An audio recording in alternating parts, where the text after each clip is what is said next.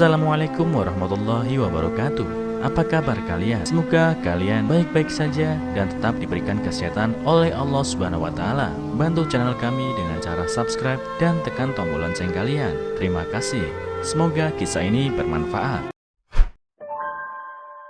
Malu suami miskin. Setelah meninggal, wanita ini meraung sedih baca surat rahasia. Begini isinya. Di dunia ini seringkali kita menggampangkan banyak hal yang sebenarnya penting di hidup kita, sehingga saat sudah tiada barulah kita merasakan kehilangan yang begitu mendalam. Sama seperti yang dirasakan oleh Larasati yang tak pandai bersyukur atas kehadiran suaminya selama ini. Namun dia dibuat menangis haru dan merasa sangat kehilangan saat menemukan rahasia tentang suaminya. Dulu Larasati sangat malu memiliki suami seperti Rianto, sebab suaminya itu miskin, tidak seperti suami teman-temannya. Suatu malam Rianto pulang dengan wajah kusutnya. Tampangnya yang acak-acakan membuat Larasati bertanya-tanya. Meski begitu dia tetap menyambut kepulangan suaminya dengan sangat baik. Dia mempersilahkan Rianto untuk duduk dan segera membuatkan teh mengingat di luar hujan deras. "Ini aku buatkan teh untukmu, Mas. Kamu pasti kecapean," kata Larasati sembari meletakkan secangkir teh di atas meja. Bukannya meminum teh yang dibuatkan oleh Larasati, Rianto justru memandang ke arah luar. Sorot matanya mengatakan bahwa hari ini dia lelah sekali. Larasati berpikir mungkin di kantor sedang banyak pekerjaan, sehingga Rianto sangat suntuk dan minim bicara.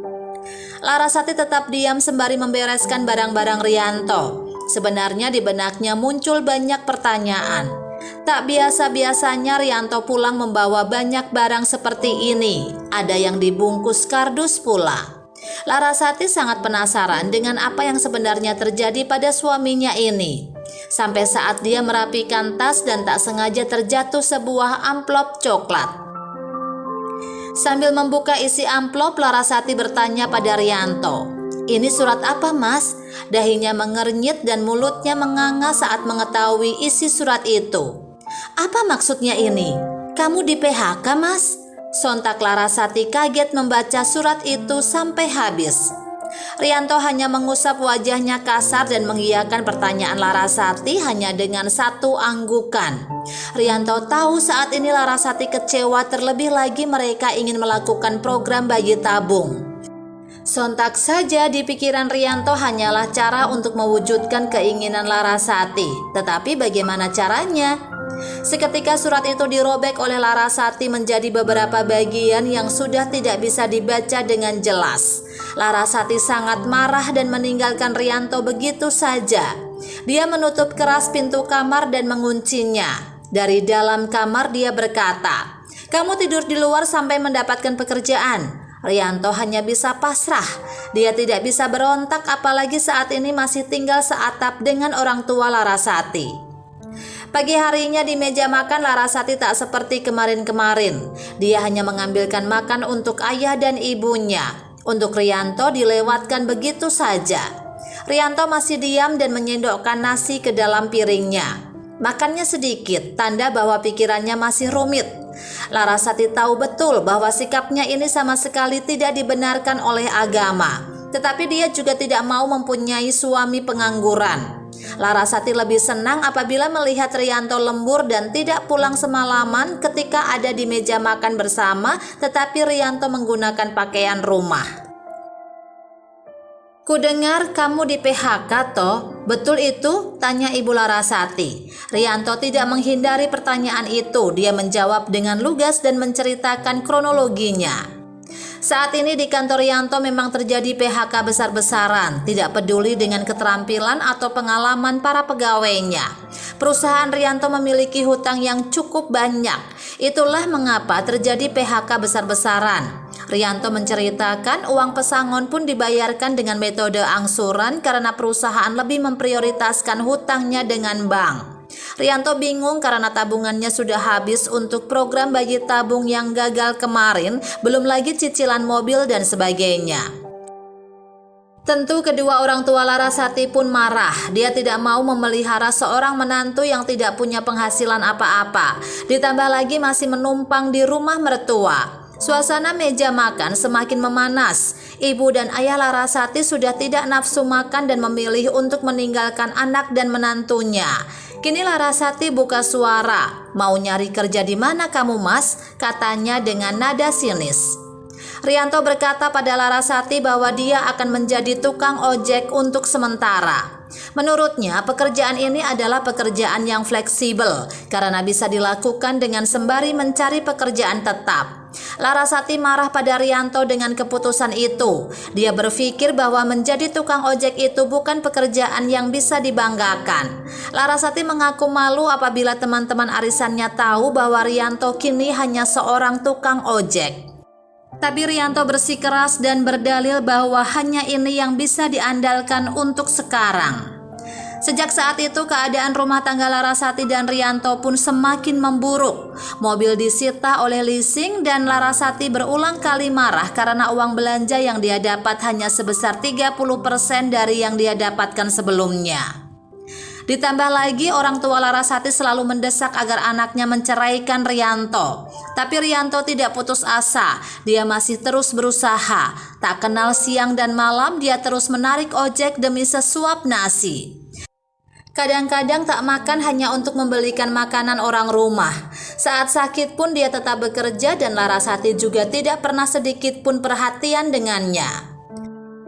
Pernah suatu ketika Larasati tidak mengakui bahwa Rianto suaminya saat mereka bertemu di kafe. Saat itu Rianto mendapatkan orderan untuk sebuah makanan. Rianto sama terkejutnya seperti Larasati saat bertemu di sana. Rianto langsung menyapa istrinya, tetapi yang keluar dari mulut Larasati malah, "Gembel gak jelas, pergi sana." Tentu hati Rianto sakit, namun dia terpaksa mengabaikan hinaan itu karena customernya sudah berulang kali telepon. Kehidupan mereka berdua memang sudah berubah drastis sejak Rianto di PHK. Namun tidak seharusnya Larasati bersikap buruk terhadap suaminya itu. Apalagi Rianto merupakan pria yang pekerja keras dan tak kenal lelah. Sampai suatu saat kesehatan Rianto pun menurun dan tentunya uang tarikannya pun hanya sedikit. Saat itu Larasati merasa lega, namun hatinya juga sedikit sedih karena melihat Rianto yang sakit-sakitan, karena sejujurnya dia masih mencintai suaminya itu. Larasati tidak bisa merawat Rianto dengan baik, rasa sayangnya terkalahkan oleh rasa gengsi. Sikapnya semakin ketus melihat Rianto yang tak kunjung sembuh. Dia berpikir bahwa suaminya kini hanya menjadi beban yang membiarkan Larasati harus bekerja menggantikannya. Berbulan-bulan Rianto sakit dan Larasati pun tidak membawanya ke rumah sakit. Suaminya itu hanya dibiarkan di rumah dengan minum obat warung. Hingga 3 bulan kemudian Rianto ditemukan meninggal di atas kasur. Entah apa yang ada di pikiran dan hati Larasati. Wanita itu justru lega, meski begitu air matanya tetap keluar. Melihat kedua orang tuanya tampak baik-baik saja, Larasati pun berpikir bahwa mungkin kematian suaminya adalah hal yang sudah seharusnya terjadi dan mungkin yang terbaik untuknya. Kehidupan Larasati pun berjalan seperti semestinya. Tak ada kesedihan yang dia perlihatkan di depan banyak orang. Dia mulai menata kembali apa-apa yang hilang dari dirinya. Sampai dengan 14 hari kematian Rianto, Larasati mulai merasa kehilangan. Dia merasa bahwa ternyata tanpa adanya Rianto hidupnya terasa hampa. Kadang-kadang saat sedang menjemur pakaian, dia teringat Rianto yang selalu menyuruhnya duduk dan membiarkan Rianto yang menjemurnya. "Tak ada yang begitu mencintaiku selain Rianto, Bu," ucapnya pada ibu. Ibu pun mengerti apa yang sedang Larasati rasakan. Namun kehidupan tetap harus berjalan. Biarlah Rianto pergi dengan keikhlasan, meski sampai dengan kepergiannya pun menyisakan banyak masalah. Begitu jawaban ibu. Larasati bernostalgia tentang pertemuannya dengan Rianto dulu, dari berpacaran sampai ke pelaminan. Saat di kamar, Larasati membuka album yang berisi foto-fotonya dengan Rianto. Dulu Rianto membuatkannya khusus album mini ini. Katanya ini nanti bisa kita kenang, walaupun gak bisa diulang, tapi setidaknya dari fotonya kita bisa tahu perasaan bahagia kita saat itu. Sesekali Larasati tersenyum, matanya memandang dan tangannya mengusap fotonya dengan Rianto yang sedang duduk di pelaminan dan saling menyuapi makanan. Ia ingin sekali mengulang masa-masa itu, karena Larasati berpikir bahwa hanya pernikahan saja yang membuatnya bahagia, dan mungkin dia akan memperlakukan Rianto jauh lebih baik daripada hari kemarin. Saat Larasati membalik album foto itu, dia melihat sebuah bungkus coklat yang bertuliskan "Surat untuk istriku". Hati Larasati berdetak kencang, batinnya berkata, "Ada apa dengan surat ini sampai dirahasiakan oleh Mas Rianto?" Perlahan dia buka suratnya, air matanya sudah tak terbendung saat membaca kata per katanya. Larasati menangis haru dan terus meraung menyebut nama suaminya sambil meminta maaf. Begini isi suratnya. Untuk istriku tercinta. Maaf jika suatu hari nanti aku meninggalkanmu. Sejak aku dipecat dari perusahaanku, hatiku sangat remuk. Aku menangis sepanjang jalan, memikirkan bagaimana hidup kita ke depannya, memikirkan mimpi-mimpi kita. Aku tahu ini berat, tapi aku tetap harus menyampaikannya padamu. Tapi sesampainya di rumah kamu marah besar. Ibu bapak pun begitu. Matamu merah malam itu. Bahkan kamu membiarkanku duduk di luar tak beralaskan apapun. Kamu pun tak pernah menyiapkan makan untukku lagi. Aku menyadari kesalahanku, tetapi itu di luar kuasaku karena aku tak memiliki kekuatan apapun. Esok harinya aku pun langsung mencari kerjaan, namun tetap tak ada perusahaan yang langsung menerima aku. Melihat hal itu, aku pikir menjadi tukang ojek adalah peluang yang cukup bagus untuk memenuhi kebutuhan kita sementara. Namun saat itu aku semakin tak mengenalmu, kamu semakin jauh dariku. Aku merasa asing meski tinggal satu atap denganmu. Maafkan aku istriku, bukan aku ingin membiarkan kita terpuruk, tapi aku selalu berusaha untuk mimpi-mimpi kita. Sampai suatu hari aku mendengar ada miliarder yang sedang mencari hati untuk dicangkokkan padanya. Tak berpikir panjang lagi, aku langsung menghubunginya dan menawarkan hatiku. Tubuhku langsung dicek kesehatan, dari darah hingga riwayat penyakit. Saat semuanya cocok dan memenuhi syarat, aku sangat senang sekali karena akhirnya mendapatkan uang 5 miliar untukmu. Uang ini aku letakkan di amplop ini. Awalnya aku ingin memberinya sebagai kejutan saat membeli rumah. Pasti itu akan membuatmu senang. Tapi takdir berkata lain. 10 hari sejak menjual hatiku, kesehatanku menurun. Aku tak bisa terus menahan rasa sakit ini dan mungkin saat surat ini kamu baca, aku tak lagi menemanimu. Tapi paling tidak kamu bisa melanjutkan mimpi-mimpi kita dengan uang ini.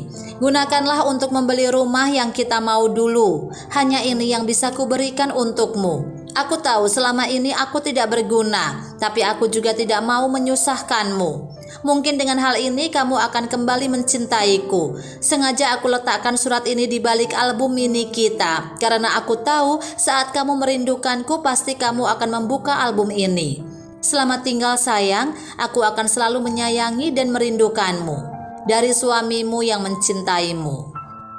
Saat selesai membaca surat itu, Larasati mengunjungi makam suaminya.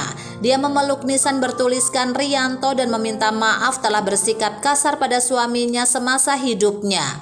Larasati mengatakan bahwa dia masih mencintai Rianto, hanya saja rasa gengsi menutupi ruang hatinya. Dari kisah Larasati dan Rianto kita belajar untuk terus berbuat baik dan tulus dengan siapapun. Jangan sampai menyesal saat orang yang begitu kita sayangi pergi meninggalkan kita untuk selama-lamanya. Bagaimana menurut kalian? Tulis pendapat kalian di kolom komentar ya. Wassalamualaikum warahmatullahi wabarakatuh.